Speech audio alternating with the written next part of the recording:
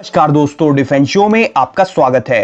दोस्तों, बहुत ही बड़ा अपडेट है लद्दाख पर भारत की पोजीशन को लेकर। इससे पहले खबरें आ रही थी कि भारत ने आक्रामक रुख अपनाते हुए काला टॉप, रैकिन माउंट, हुनान कोस्ट और फिंगर 4 और फिंगर 5 के रीजेस पर स्ट्रॉन्ग होल्ड ले लिया है।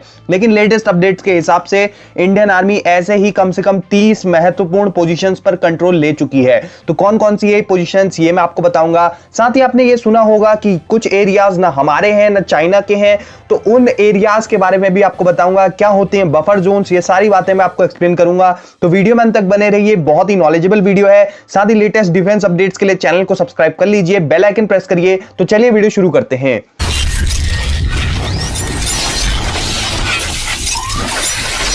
तो दोस्तों, रिसेंटली मिल रही रिपोर्ट्स के हिसाब से इंडियन आर्मी लगातार ऑफेंसिव एक्शन मोड में है। तो अब करेंटली इंडियन आर्मी कम से कम 30 जगहों पर डोमिनेटिंग हाइट्स पर है। वहीं ऐसे ही दूसरे कई महत्वपूर्ण इलाके भी कंट्रोल में ले चुकी है पैंगोंग जो के दक्षिणी यानी कि साउदर्न छोर पर।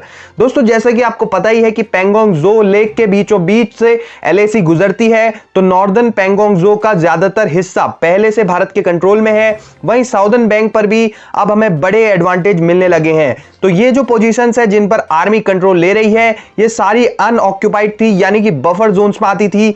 तो एक दो पोजीशंस को छोड़ देते हो, तो इन बफर जोन्स के बारे में भी मैं वीडियो में बता रहा हूं आगे। लेकिन उससे पहले मैं आपको बता देता हूं कि कौन कौन सी पोजीशंस इंडिया ने ऑक्यूपाई करी हैं।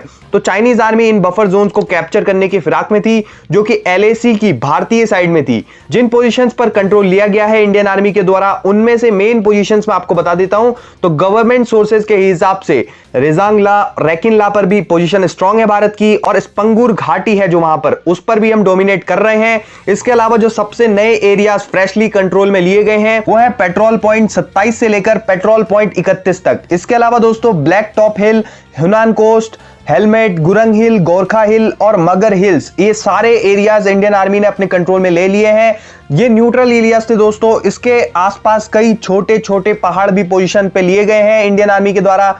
इनमें से कुछ वो पोजीशंस हैं जो या तो खाली पड़ी थी या फिर इन पर भारत की सेना द्वारा लाइट ऑक्यूपेशन था, यानी कि इन्फ्लुएंस इतनी हमारी ज्यादा नहीं थी जितनी कि अभी स्ट्रांग है इन हाइट्स पर। लेकिन चाइना से स्टार्ट हुए स्टैंड ऑफ के चलते, जो कि मई में स्टार्ट हुआ था, उसके चलते भारत ने इनमें से कुछ एरियाज को लगातार रेनफोर्स किया और कुछ पोजीशंस को ताजे तौर पर ऑक्यूपाई किया है। ये मूव भारत के काम आएगा वहां पर जब चाइना के साथ टेबल पर नेगोशिएशंस होंगे। ईस्टर्न लद्दाख में दोस्तों लगभग 1600 स्क्वायर किलोमीटर की विवादित जमीन है, जिसमें से 350 स्क्वायर किलोमीटर पैंगोंग जो के दक्षिणी क्षेत्र पर है। तो 1250 स्क्वायर किलोमीटर पैंगोंग झील के उत्तरी छोर पर है, यानी कि नॉर्दर्न साइड पर, और इसमें से भी 1000 स्क्वायर किलोमीटर जो है उत्तरी छोर पर वो डेप्सांग घाटी में है। अब मैं आपको बफर जोन्स के बारे में बता देता हूं। तो कई बार आपने सुना होगा कि कोई पर्टिकुलर जगह ना तो भारत की है ना चाइना की है, तो आपके मन में एक सवाल जरूर उठता होगा कि ऐसा आखिर क्यों है। दोस्तों, ऐसा होता है बफर जोन्स के कारण।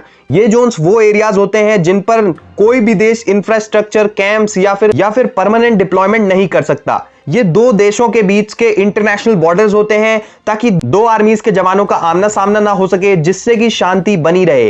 दोस्तों, ऐसा तो होता नहीं है कि हमारी फौज बॉर्डर के ठीक 1 सेंटीमीटर के दायरे में खड़ी हो। एलएसी पर ही उदाहरण ले लीजिए, तो एलएसी पर चाइना की आर्मी भारत की साइड्स की बफर जोन को कब्जा करने की फिराक में थी, क्योंकि बफर जोन्स इक्वली डिवाइड होते हैं दोनों देशों के बॉर्डर्स के बीच। कुछ बफर जोन्स उनकी साइड होते हैं, कुछ हमारी साइड होते हैं, और दोनों देश अपने अपने बफर जोन्स पर या फिर कहें न्यूट्रल एरियाज में सिर्फ पेट्रोलिंग कर सकते हैं, और इन जोन्स पर कोई भी कंस्ट्रक्शन या परमानेंट डिप्लॉयमेंट नहीं होती। लेकिन चीन ने क्या किया कि अपनी बफर जोन्स में कंस्ट्रक्शन कर दिया और डिप्लॉयमेंट कर दिया, और ऐसा करके वो न्यूट्रल पॉइंट्स को भारत की ओर धकेलना चाहते थे, क्योंकि न्यूट्रल पॉइंट्स यानी कि बफर जोन्स तो रहेंगे ही, लेकिन चाइना ने अपने बफर जोन्स को खत्म कर दिया था और भारत की साइड जो न्यूट्रल एरियाज थे उन पर पेट्रोलिंग चालू कर दी थी। तो वहां पर सेना आमने सामने आ गई थी, तो हमने भी रिटेलिएशन में उन एरियाज को ऑक्यूपाई कर लिया जो कि न्यूट्रल पड़े थे हमारी साइड एलएसी के। तो फिलहाल 30 ऐसे पॉइंट्स हमने कैप्चर करे हैं।